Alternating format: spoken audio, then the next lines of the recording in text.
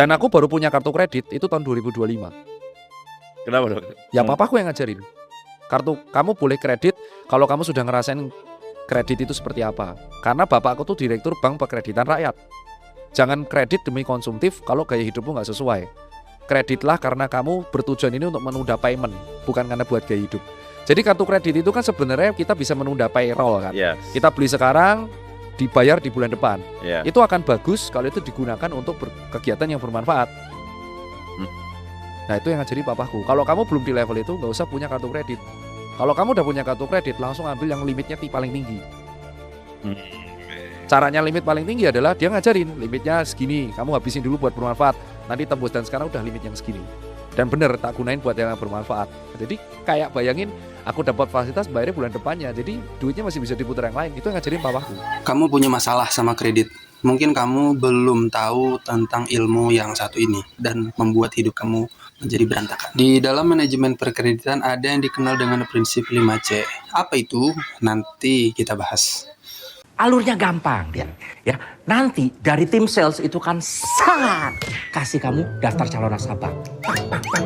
Kamu langsung analisa tuh. Profil nasabahnya seperti apa? Gas. Profil usahanya seperti apa? Gas. Kepentingan untuk kredit ajuannya untuk apa? Gas. Lalu jangan lupa tenornya juga dicek berapa lama? 12 bulan, 36 bulan, 48 bulan, 60 bulan. Gas, gas, gas. Kamu cek semua. Nanti baru kamu lihat analisa agunannya ada apa aja. Sertifikat rumah, sertifikat ruko, sertifikat tanah, apapun itu. Kamu cek semuanya.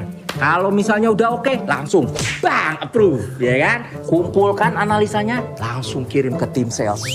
Wah, Dari fungsi manajemen perkreditan yang pertama itu untuk menganalisis kelayakan kredit, yaitu menilai kemampuan calon peminjam untuk membayar kredit atau hutangnya. Biasanya menggunakan prinsip 5C, yaitu karakter itikat baik peminjam. Kemudian yang kedua, capacity atau kemampuan membayar. Kemudian kapital, modal yang dimiliki. Kemudian kolateral atau jaminan. Dan yang terakhir adalah condition, artinya kondisi ekonomi dan usaha yang melakukan pinjaman. 2. Pemberian kredit menentukan besarnya waktu pinjaman, jangka waktu, bunga, serta syarat-syarat kredit.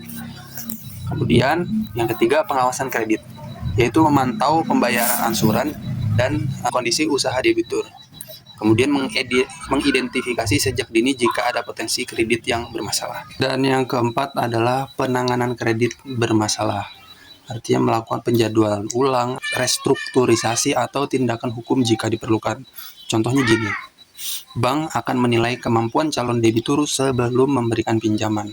Nah, di Indonesia ini ada industri yang melaksanakan aktivitas manajemen perkreditan. Beberapa sektor yang sangat bergantung pada manajemen perkreditan, yaitu seperti Bank Indonesia, Bank Umum atau KUR, KPR, kredit kendaraan, kredit modal kerja gitu ya. Kemudian ada koperasi simpan pinjam yang memberikan pinjaman kepada anggota. Kemudian ada perusahaan pembiayaan atau leasing yang membiayai kendaraan, alat berat atau elektronik. Kemudian perusahaan fintech atau pinjaman digital, kemudian ada perusahaan dagang yang menjual barang secara kredit kepada pelanggan. Bahkan ada rumah sakit yang memberikan fasilitas pembayaran bertahap. Nah, kemudian ada juga perusahaan properti yang menawarkan cicilan rumah atau ruko. Nah, untuk melakukan kredit sebagai individu yang akan melakukan pinjaman kepada perusahaan pinjaman, kita juga harus bisa menganalisis diri kita agar kemudian hari tidak menimbulkan masalah-masalah jangka yang panjang ya. Bahkan sampai penyitaan aset kalau kredit kita itu ada jaminan asetnya.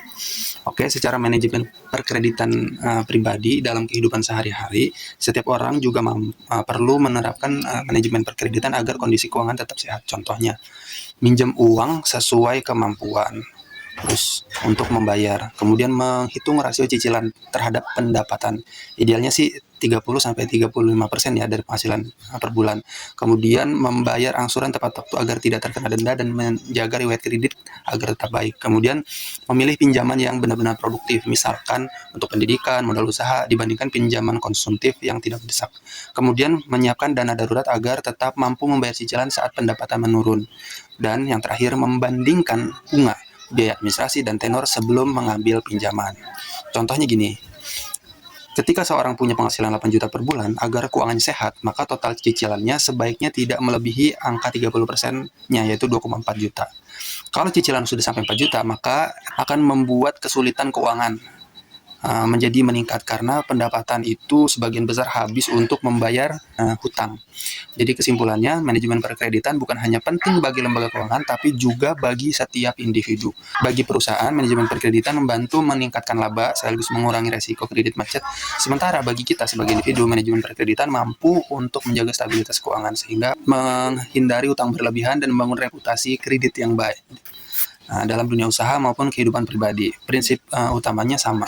Pinjam sesuai kebutuhan, kelola sesuai kemampuan, dan bayar tepat waktu. Semoga ini bermanfaat, share kepada yang lain, jangan sampai terjerat pinjaman yang menyesatkan, menyengsarakan kehidupan kita semua. Thank you.